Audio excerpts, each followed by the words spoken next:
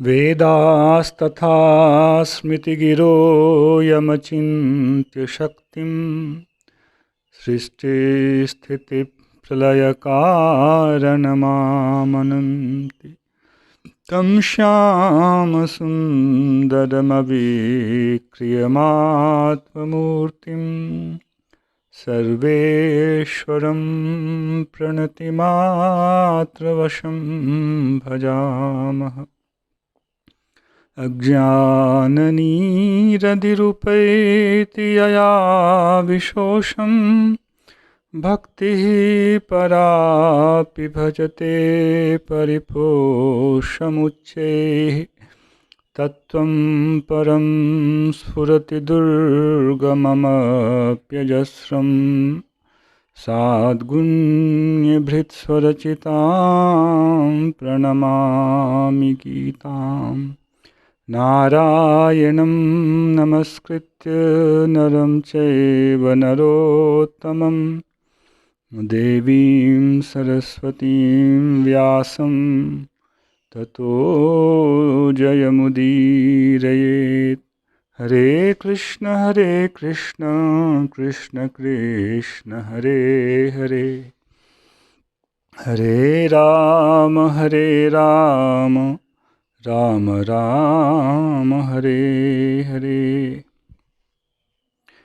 गीता मंजरी का यह 115वां अंक है। हम लोगों ने अभी तक श्लोक संख्या 236 तक जो चर्चा की है, 237 तक,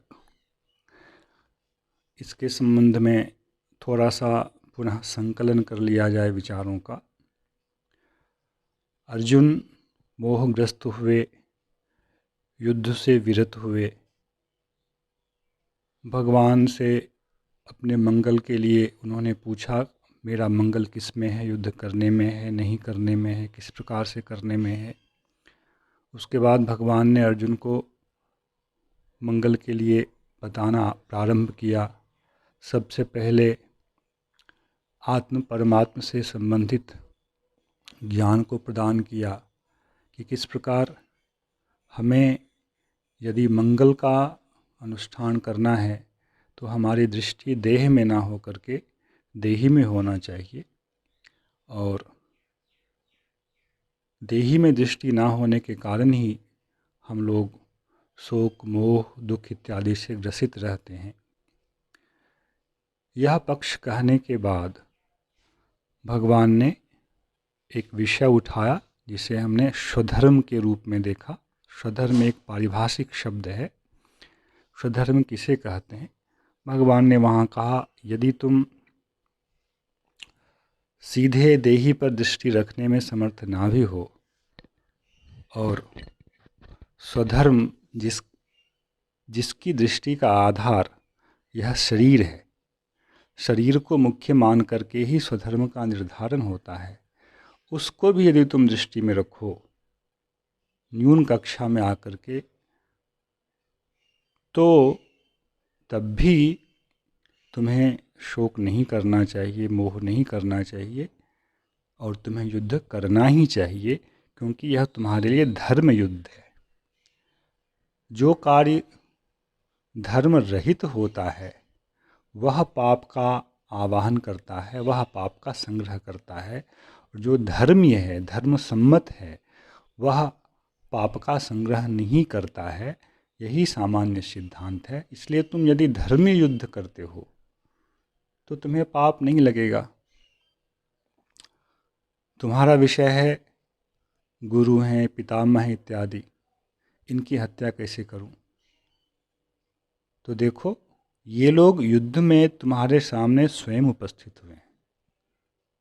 तुम इनकी हत्या करने नहीं जा रहे हो।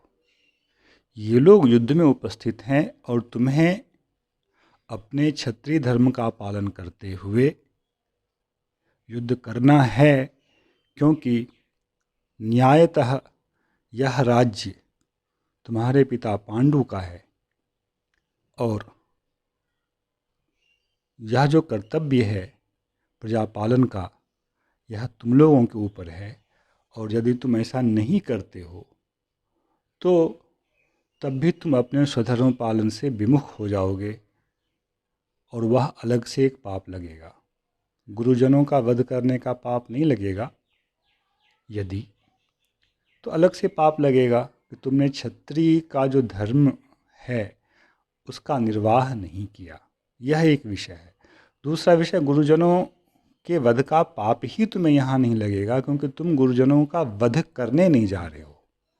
वे तुम्हारे सामने अपनी दृष्टि से धर्म युद्ध करने आए हैं। उनके मन में जो भी विचार हो, किंतु वे जब युद्धभूमि में खड़े हैं तो किसी न किसी प्रकार से धर्म सम्मत ही अपने आप को बना करके वे युद्ध में खड़े हैं।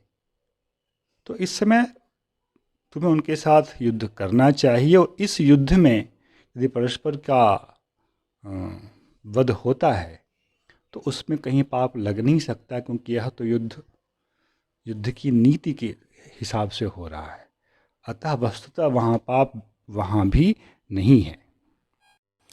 भगवान ने अर्जुन स्वधर्म का पालन करे इसके लिए साक्षात युक्ति के अतिरिक्त अन्य प्रकार की युक्तियाँ भी दी कि युद्ध नहीं करने से तुम्हारे लिए कितना बड़ा अपयश इत्यादि होने वाला है।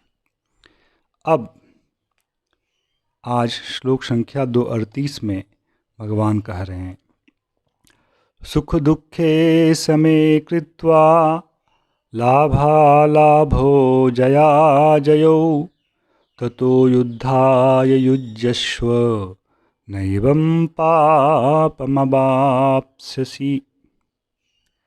श्लोक संख्या 237 में भगवान ने कहा, कौन्तेय युद्धाय कृतनिश्चयः उत्तिष्ठ। युद्ध के लिए पूर्ण रूप से संकल्पित होकर तुम खड़े हो, उत्तिष्ठ। और इस श्लोक में कह रहे हैं ततो युद्धाय युज्यस्व। यहाँ कह रहे हैं युद्ध के लिए तुम नियुक्त हो जाओ। तो थोड़ा सा आगे का भाव इसमें है, केवल खड़े मत हो, खड़े होकर के तुम युद्ध में लग जाओ। अब ये कह रहे हैं भगवान। किंतु तुम्हारा जो संशय पाप वाला है, यद्यपि वह विचार से दृढ़ नहीं है, विचार करने से वह स्थिर नहीं हो सकता है, क्योंकि गुरुजन तो तुम्हारे लिए तुम्हारे साथ युद्ध करने के लिए खड़े हुए हैं, और तुम यदि उनके साथ युद्ध करते हो तो फिर पाप कैसा? जो युद्ध के लिए खड़ा है उनके साथ युद्ध करने में कहीं भी धर्म की दृष्टि से पाप नहीं कहा गया है। और स्वधर्म की दृष्टि से मैंने तुम्हें 2 फल बताए थे। हतोवा प्राप्स्यसि स्वर्गम जित्वा वा भोक्ष्यसे महीम। हत हुए तो सीधे स्वर्ग जाओगे, और हत नहीं हुए, युद्ध जीत गए तो इस धरती को भोगोगे। उसके बाद फिर स्वधर्म पालन का जो फल है स्वर्ग गमन, वो भी तुम्हें प्राप्त होने वाला है। दोनों हाथ में लड्डू है। किंतु स्वधर्म पालन का फल उतने ही विचार से करने पर भगवान ने उस फल को परम मंगल की श्रेणी में नहीं रखा। यह विषय बहुत ध्यान देने योग्य है, जिसको आप लोग समझें। स्वधर्म का पालन भगवान ने करने के लिए अर्जुन को प्रेरणा दी, किंतु स्वधर्म पालन का जो फल भगवान ने कहा, वह कहा वर्तमान में भी सुख भोग, और पालन करने के बाद स्वर्ग की प्राप्ति, अथवा वर्तमान में निहत होकर मरकर तत्क्षण ही स्वर्ग की प्राप्ति। तो स्वर्ग शब्द से आप सभी लोग परिचित हैं। स्वर्ग हमारे ऊपर के मंडल में एक ऐसा स्थान है देवताओं का, जहाँ की प्रचुर रूप में भोग सामग्रियाँ प्राप्त होती हैं, और वहाँ इस स्थूल शरीर से मनुष्य नहीं जाता है। अर्जुन क्योंकि देवतांश हैं और उन पर विशेष कृपा हुई भगवान की, इसलिए वे स्थूल शरीर से भी स्वर्ग गए। पर सामान्य मनुष्य कभी भी स्थूल शरीर से स्वर्ग में नहीं जा सकता है। अब आधुनिक जो भूत विज्ञान है उसके हिसाब से यह प्रश्न करना कि स्वर्ग कहाँ है, क्या है, कैसा है, हम लोगों ने देखा नहीं, हमारे टेलीस्कोप में नहीं आता है, इन विषयों को आप लोग यहाँ से हटा दें, क्योंकि इन विषयों के लिए यहाँ अवकाश कम है। सूक्ष्म जगत की धारणा स्थूल यंत्रों से नहीं प्राप्त हो सकती है। आत्मा इस शरीर में ही है, इसको यंत्र से नहीं देखा जा सकता है। परमात्मा इस शरीर में भी हैं, उनको यंत्र से नहीं देखा जा सकता। इसी को तो भगवान ने पहले कहा दिया, आश्चर्यवत पश्यति कश्चिदेनम। अभी वह दर्शनीय नहीं है, उसके लिए तो अलग मार्ग है, उस मार्ग से चलने के बाद ही उसका दर्शन होगा, और उसका दर्शन नेत्र से नहीं होगा, उसका दर्शन आंतरिक दर्शन है, जो ज्ञान का तत्व है अंदर। वह ज्ञान का तत्व ही जब उतना शुद्ध होगा तभी वह उसका दर्शन कर सकता है, अन्यथा उसका दर्शन नहीं हो सकता। इसलिए हमारे शास्त्रों में जो विभिन्न प्रकार के लोकों की चर्चा है, उन विषयों को वर्तमान विज्ञान के विषय से क्रॉस करना, खंडित करना, यह नहीं है, ऐसा नहीं करना चाहिए, ऐसा आप लोगों से मेरा अनुरोध। तो अब जो विषय उपस्थित हुआ है, इसमें भगवान अर्जुन को स्वधर्म पालन के लिए कह रहे हैं, किंतु दृष्टि निःश्रेय के लिए है, परम मंगल के लिए है। यदि अर्जुन के मन में इतने पर भी कोई शंका हो कि नहीं, गुरुजन का वध करने से, धर्मी होने पर भी पाप तो लगेगा ही लगेगा, जिन्होंने सिखाया उनको ही मैं मार रहा हूँ, तो अर्जुन की दृष्टि में यदि ऐसा हो कि वह प्रबल है अभी भी, तब भगवान अर्जुन के इस संदेह का निवारण इस रूप में कर रहे हैं कि अर्जुन, दृष्टिभंगी बदल देने से, दृष्टिकोण बदल देने से और कर्म करने की जो भावना है उसमें परिवर्तन कर देने से ही पाप पुण्य से रक्षा हो जाती है। इसी को भगवान ने यहाँ रखा है। सुख दुखे समे कृत्वा लाभा लाभो जया जयो। भगवान कह रहे हैं सुख दुखे समे कृत्वा, सुख और दुख इन दोनों को तुम समान कर लो। लाभा लाभो समे कृत्वा, लाभ और अलाभ हानि इसको सम कर लो, और जया जयो, जय और पराजय इसको भी समान कर लो। तब तुम युद्ध, ततो युद्धा युजस्व, इसके बाद तुम युद्ध करो। इस प्रकार की भावना में स्थित होकर युद्ध करो। मैं नहीं चाहता कि तुम स्वर्ग की भावना से युद्ध करो, मैं यह नहीं चाहता कि तुम राज्य जीतने की भावना से युद्ध करो। लाभ तो तुम्हारा उसमें भी है ही और पाप नहीं है, किंतु मैं चाहता हूँ कि तुम्हें परम मंगल की प्राप्ति हो, तुम उस देही तत्व का अनुभव कर सको।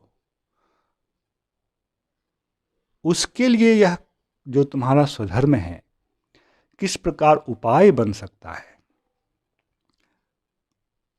उस उपाय के अनुसार, उस रीति के अनुसार तुम युद्ध करो। युद्ध एक क्रिया है, किंतु उस क्रिया को करने के पीछे जो भावना है और उस भावना के पीछे जो एक प्रकार का सिद्धांत है, ये तीनों जब एक रेखा में स्थित होंगे, एक लक्ष्य के लिए होंगे, तो उसका फल वैसा मिलेगा। वैसा नहीं होगा, कुछ अन्य रेखा उस पर आधारित हो, अन्य प्रकार का सिद्धांत, फिर उसके अनुसार भावना और फिर उस भावना से प्रेरित होकर क्रिया। तब उसका फल अलग होगा। आप लोग इस विषय को समझेंगे। पहले बुद्धि में विचार बनता है, विचार के स्थिर हो जाने पर, दृढ़ हो जाने पर, फिर हमारे मन में, चित्त में भावना आती है। क्यों? विचार में हमने फल और फल प्राप्ति का उपाय, यह दोनों निश्चित किया। प्रायः यही होता है, हर व्यक्ति किसी भी कार्य में प्रवृत्त होने से पहले उस कार्य के परिणाम, उससे प्राप्त होने वाले फल को और कार्य करने से संबंधित अपनी योग्यता, उसकी रीति पद्धति, इन सबको वह तोलता है, टटोलता है। जब वह दृढ़ हो जाता है उसके मन में कि नहीं, मैं इस फल को चाहता हूँ और मैं इस क्रिया को करने में भी समर्थ हूँ, तब उस क्रिया के पीछे और जो मानसिक स्थितियाँ होनी चाहिए वह उसकी भावना होती है। तो सिद्धांत अथवा विचार, उससे प्रेरित होकर भावना, और फिर भावना से प्रेरित होकर क्रिया, ये तीन चीज़ें होती हैं। तो स्वर्ग की प्राप्ति अथवा इस भूमंडल के राज्य की प्राप्ति, यह भगवान नहीं चाहते हैं कि अर्जुन के मन में ऐसा सिद्धांत और इस सिद्धांत से प्रेरित भावना, उस भावना से प्रेरित क्रिया, इस रेखा में अर्जुन जाए। वह तो केवल इस रूप में बताया कि स्वधर्म है, उसका तुम परित्याग मत करो, तुम्हें पाप नहीं लगेगा, तुम पाप का भय मत करो। तब भी यदि तुम्हें पाप का भय है और उसमें परम मंगल भी नहीं है, तो जो रास्ता मैं चाहता हूँ, जिस रेखा पर मैं तुम्हें चलाना चाहता हूँ, वह रेखा तो मैंने पहले ही बोल दिया, अमृतत्वाय कल्पते, तुम्हें अमृतत्व की स्थिति को प्राप्त करना है। और उस दृष्टि से भी तुम्हारा स्वधर्म जो है वह एक उपाय बन सकता है। समझेंगे इस चीज़ को। उस अमृतत्व की स्थिति को प्राप्त करने के कई उपाय हो सकते हैं, और उन कई उपायों में से स्वधर्म भी एक उपाय है, एक मार्ग है। तो अब भगवान परम मंगल और वर्तमान जो अर्जुन का स्वधर्म है, इसको जोड़ रहे हैं, और इसके बीच में जो सिद्धांत होना चाहिए और जो भावना होनी चाहिए, उसको भगवान व्यवस्थित कर रहे हैं। तो भगवान यह चाहते हैं कि अर्जुन, तुम इस अविद्यामय संसार से मुक्त होने के लिए, अमृतत्व की स्थिति को प्राप्त करने के लिए स्वधर्म का पालन करो, ना कि स्वर्ग के लिए करो, ना ही इस राज्य को प्राप्त करने के लिए करो। वैसा करने से भी तुम्हें पाप नहीं लगेगा, पर मैं नहीं चाहता हूँ कि तुम उसके लिए करो। तुमने जितने भी तर्क दिए थे उसमें ये सभी बातें प्रधान थी। तुमने अपने तर्क में कभी आत्मंगल का, आत्मा का मंगल किस प्रकार हो, यह विषय उठा करके कोई तर्क दिया नहीं था तुमने। और मैं यह तर्क तुम्हारे सामने उपस्थित कर रहा हूँ कि तुम यदि अपनी जीवात्मा का मंगल करना चाहते हो, तो उस मंगल के लिए भी तुम्हारा यह स्वधर्म जो है, यह उपाय बन जाएगा, जिसमें कोई पाप नहीं है। और उपाय कैसे बनेगा, उसके लिए जो अंदर भावना होनी चाहिए, वह भावना यह है कि तुम सुख और दुख में समान हो जाओ, लाभ और अलाभ में समान हो जाओ, जय और पराजय में समान हो जाओ। सुख और दुख का हेतु होता है लाभ और हानि। जब आपको कुछ लाभ प्राप्त होता है तो आप सुखी हो जाते हैं, किसी चीज़ की हानि होती है तो आप दुखी हो जाते हैं। यहाँ अनुकूल वस्तु को लेकर समझें, अनुकूल वस्तु के लाभ से सुख की प्राप्ति, अनुकूल वस्तु की हानि से दुख की प्राप्ति। और वर्तमान प्रसंग में यह जो प्राप्ति और अप्राप्ति का विषय किससे जुड़ा हुआ है, जय और पराजय से। यदि अर्जुन जीतते हैं तो उनको राज्य की प्राप्ति हो जाएगी, और राज्य की प्राप्ति होगी तो फिर उनको सुख की प्राप्ति होगी। ऐसा एक क्रम है। तो भगवान बोल रहे हैं, अर्जुन इस विषय को तुम अपने मन से हटा दो कि तुम्हें युद्ध के द्वारा सुख दुख प्राप्त करना है, उसका जो कारण है लाभ और अलाभ, इसको ध्यान में रखते हुए तुम्हें युद्ध करना है। इसके लिए तुम्हें युद्ध को जीतना है अथवा हारना है। ऐसा दोनों ही परिस्थितियों में तुमको समान रहना चाहिए, ऐसा सिद्धांत और ऐसी भावना ले करके ततो युद्धाय युज्यस्व, तब तुम इस युद्ध में लग जाओ। इस सिद्धांत और भावना के साथ तुम युद्ध करो। नैवं पापम अवाप्स्यसि, और ऐसा यदि तुम करते हो तो तुम्हें पाप कभी भी स्पर्श नहीं कर सकता है। पाप स्पर्श तभी करेगा जब व्यक्ति सुख दुख की भावना से अपने लिए विहित स्वधर्म का पालन करेगा और उसमें जो लाभ और हानि है उसकी चिंता करके करेगा। अर्जुन तुम ऐसा मत करो तो तुम्हें पाप स्पर्श ही नहीं करेगा। तुम तो मुमुक्षु होकर आत्मा को अमृतत्व की स्थिति में पहुंचाने के लिए स्वधर्म को यहाँ एक उपाय बना लो और इस प्रकार से तुम युद्ध में लग जाओ। जय श्री कृष्ण। हरे कृष्ण कृष्ण कृष्ण हरे हरे, हरे राम राम राम हरे हरे।